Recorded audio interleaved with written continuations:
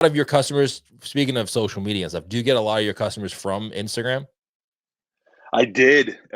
Originally, I was blown away by the lifeline that Instagram threw me because um, I was doing pizza at this brewery like once a week. I had a full time job and I just kind of got interested in the pizza. I was doing it like once a week eventually at this brewery.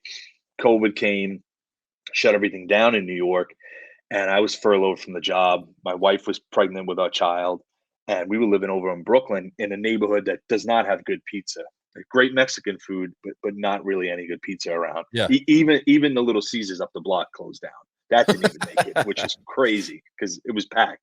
Right. But I was selling Detroit style pizza. I got really obsessed with Detroit style pizza because I knew somehow I stumbled upon that in another book, and I bought a pan, just gave it a whirl, and the first time I made it, I'm like, "Oh, this came out really good," and I knew Yeah. I could make it in a lower, temperature oven, my home oven.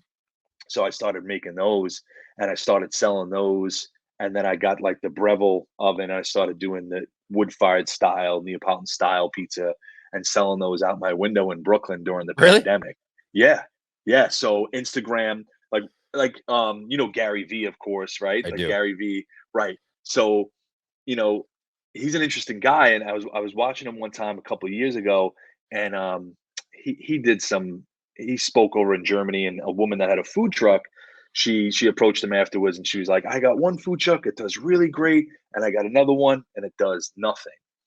And his suggestion went to her was to look at the geotag of where her food truck is and find the people that have posted on that geotag that have the most followers and the most engagement, and then offer them to come get like a free wasn't a pizza, it was a brat or something. Come get Right. this food item from me. And they did, and then they posted it and it started to take off. So I started to like dig up people in Sunset Park and connect the dots and pizza people, and I started getting people in the community that wanted good pizza, and I started being able to sell. And I had friends and stuff. I'm from Yeah, New yeah, yeah. York, but yeah, people were coming around from the neighborhood. Like, I'd be walking my dog, like, "Oh, you're the pizza guy, right?" And I was like, "Oh, this is great!" Like, That's awesome. Instagram, yeah, Instagram really helped me out. So It you was was selling huge. pizza out of your house. That's amazing. Like, Yeah. that's you just cook it in your Breville oven and then you'd sell it like to people. How many would you sell a day? Well, we started out doing Fridays, and then we got busy enough to do Tuesdays and Fridays. So we were doing like on a Friday, probably about 50 to 60 pizzas. Get out of town. Um, Out of your house? yeah, yeah. Wow. Well, it's COVID. Everything's kind of closed down. People are I guess scared. that's true. It was a weird time. So basically, I would take orders from noon till about 6 p.m. Right? They call me. First we started through Instagram. Then I let Yeah, people yeah. call my cell phone. So when we write down, you're going to pick up at 12, two pizzas. The next person, Jim's going to pick up at 12:15, three pizzas. We'd have time slots, and then we would bake them. All right, and I'd say to my wife, "All right, we got four more to make in the next 15 minutes." All right, I'd stretch them out, make them. She boxed them up, cut them, and then we lived in like a limestone, which is kind of like a brownstone, Yeah, yeah, and yeah. we had steps going down, and I set up like a little cardboard box and a milk crate, That's and great.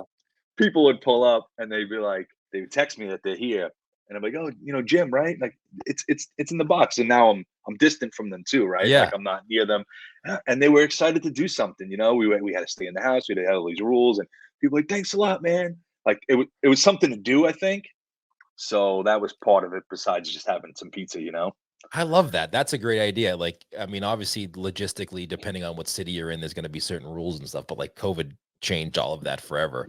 Yeah. And, but like, what if you want to get into pizza now? It's never been easier to kind of do a pizzeria now. If you really wanted to get into pizza and make income doing it, it's never been easier than it is now because of the ovens like the Breville if you're indoors, or the Unis or Yep. Gosneys, and Yep. Instagram to get your word out there. You could literally buy a couple, even you don't even need a couple. You could buy one Gosney, it's like $300 or $400. Hmm. Set up an Instagram account, take some good photos, invite people like you did to come and try it out to help you get it out, the word out, and then sell a few, you know, probably illegally in the beginning, but then you start to get legal as you Right. grow, or as Right. you feel like you want to do that for a living.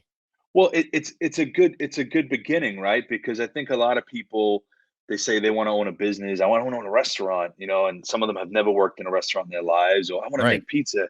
And it's good to have that kind of runway, that kind of beginning of it. And it's like, oh, this is kind of busy, or this is, difficult, or whatever. You start to, it gets a lot more difficult, obviously, but at least you have a kind of wet your feet a little bit and be like, okay, Yeah. this is what it is. So it's cool. And it's the I think it's the best time to get into pizza.